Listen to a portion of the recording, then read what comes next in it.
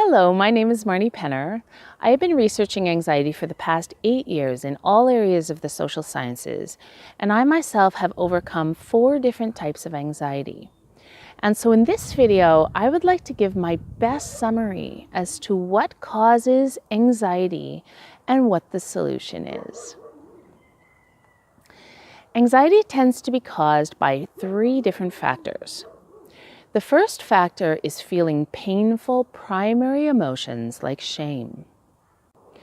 We usually get anxiety when we're going through a difficult life transition, our life isn't working for us, and we have these new societal expectations or pressures being put on us, and it makes us feel shame or failure. We're feeling like we're not good enough, like we're flawed, like we can't handle it, we can't cope, we're not going to be able to do this, or that we're fundamentally different from everyone else around us. And these feelings of shame and other painful emotions can make us feel like we're all alone, right? And so the second factor that often leads to anxiety is disconnection.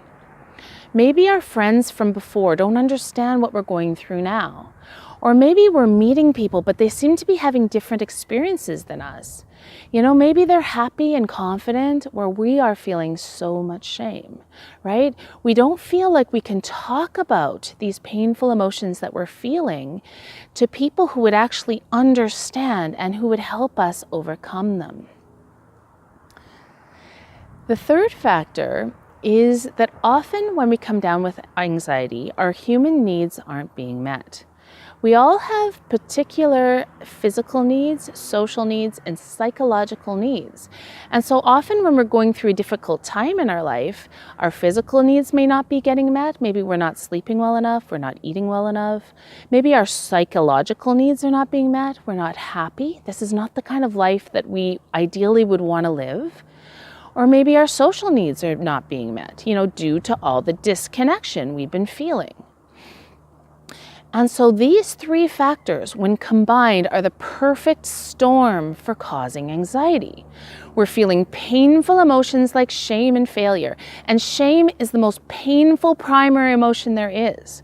We can also be feeling other painful emotions like powerlessness, and we have no one to talk to about what we're feeling, and some of our human needs are also not being met, and so this is the perfect storm to make shame go flipping into fear.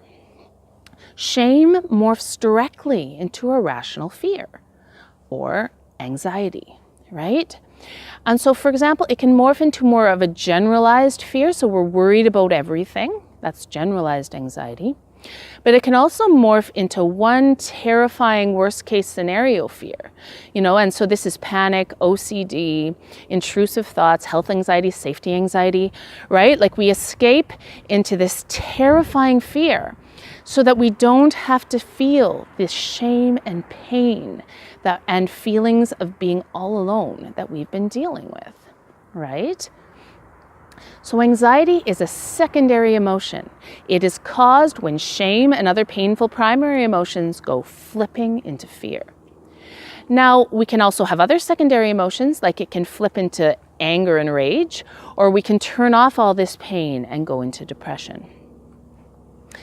So if this is what causes anxiety, then what's the solution? How can we pull ourselves out of this? In order to overcome anxiety, we have to move in the opposite direction. So the first step is finding the right kind of connection. We need to find someone who we feel will really understand us, who has a similar personality type to ours, and who can truly listen to what we are saying with empathy, with understanding, and who can make us feel less alone. In order to overcome my crippling social anxiety, I finally made friends with someone in Hungary. His personality was a lot like mine. He truly understood me. And whenever I dared to say something honestly about myself, he confirmed that I wasn't alone, that either he or someone he knew had had similar experiences.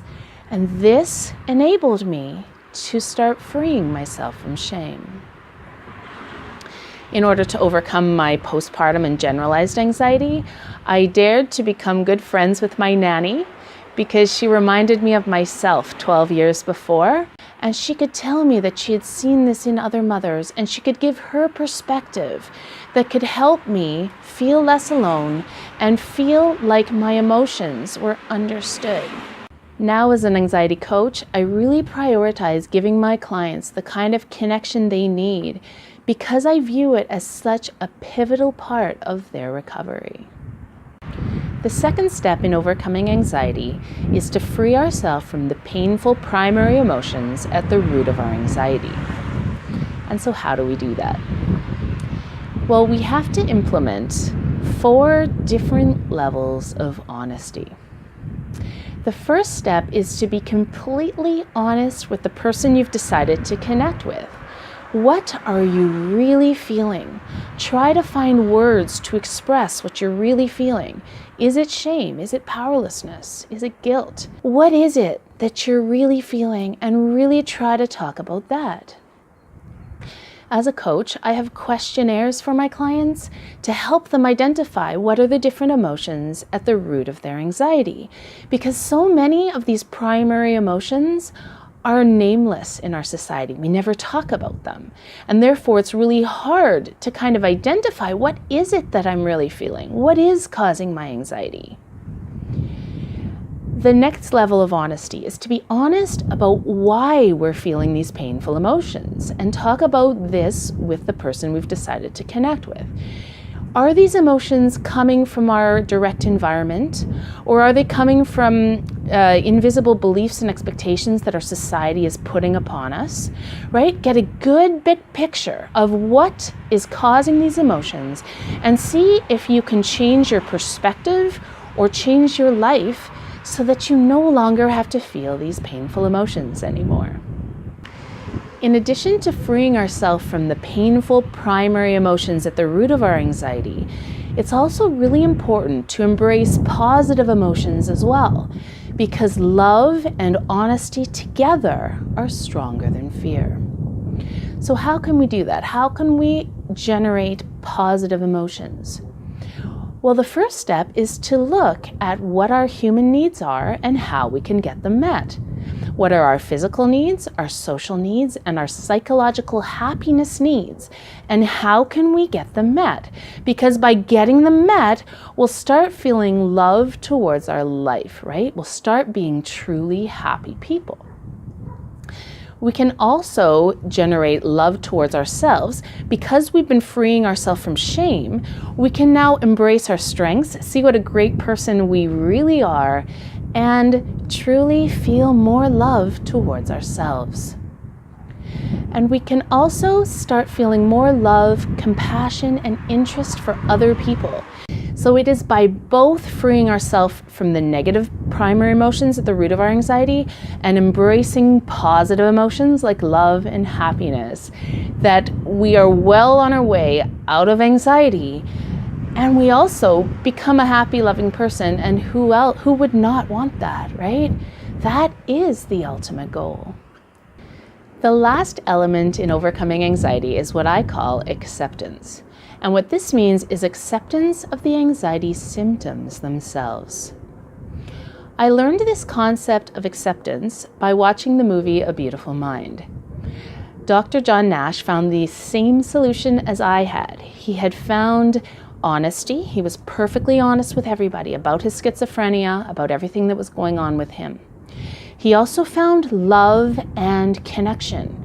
Connection with his wife, the belief that love is more powerful than fear, and he found community by volunteering at the university, hanging out at the university, helping other students, teaching a class, becoming good friends with his rival, right? He found love and connection. But he also found a third element that I did not find on my own, and that he helped me to embrace, and that was acceptance. He learned to accept his hallucinations, his secondary symptoms, when they would come for a visit, right? It was that man and his niece. He just accepted them. He didn't address them. He wasn't scared of them. He just let them come and go. And I did the same thing with my panic-based social anxiety. I just told myself, it's just a secondary symptom. These are only thoughts, they're not real.